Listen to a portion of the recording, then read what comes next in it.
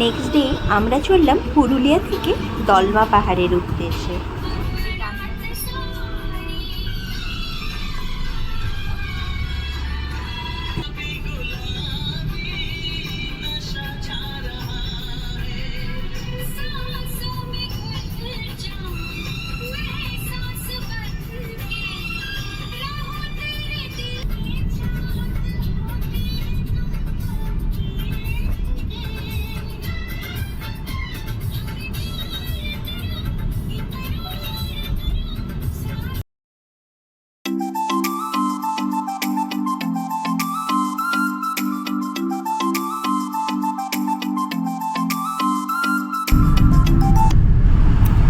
গেটের মুখে চলে এলাম।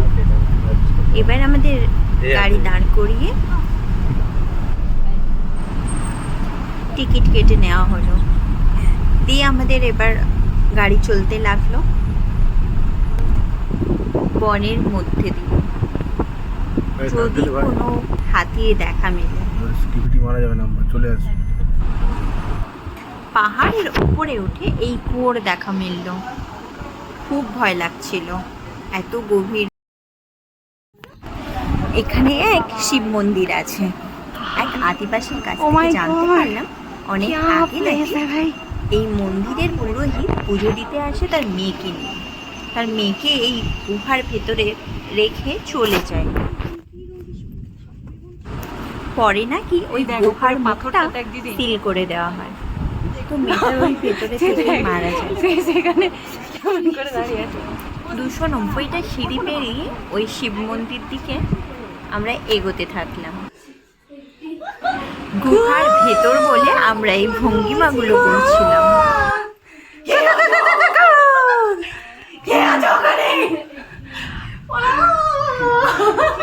এই দিদি ঠাকুর আছে রে বাবা।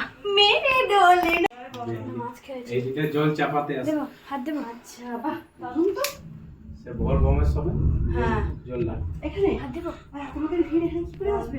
আসে অবস্থা খারাপ হয়ে যাবে বাবা। বিষ সংগঠন বাবা, তো এটা ঠান্ডা থাকে। ওই এদিক করে নেই।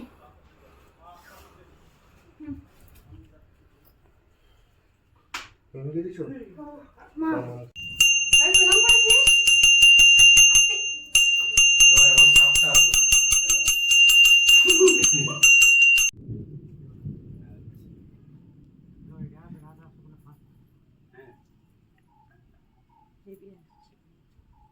রাস্তায় গাড়ি মাথার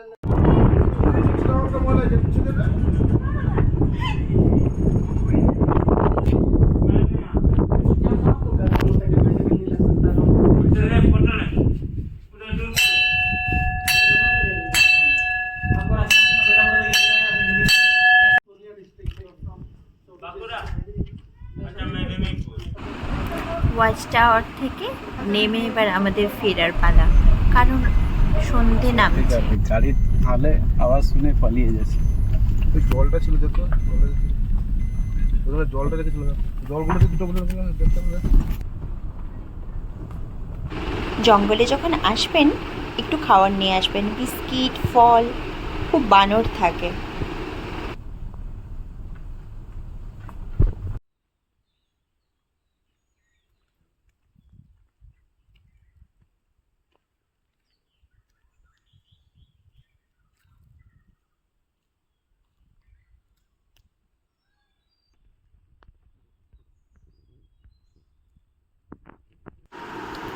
সবসময়ের জন্যই আমার জঙ্গল খুব পছন্দের ছিল।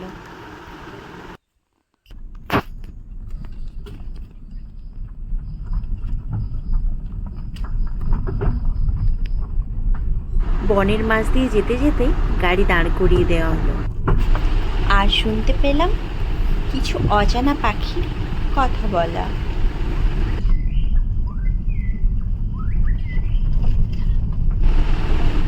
ড্রাইভার আর বেশিক্ষণ অরণ্যের মধ্যে আমাদেরকে না দাঁড় করিয়ে বলল তাড়াতাড়ি চলুন, কারণ খুব তাড়াতাড়ি জঙ্গলে অন্ধকার নামে।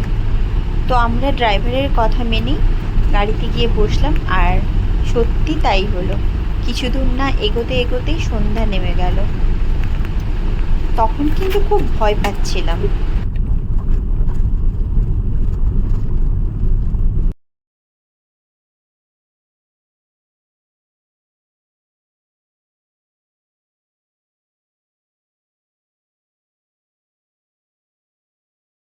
নেমে পড়লাম আমরা দলমা পাহাড় থেকে হাইওয়ে দিয়ে রুমের দিকে।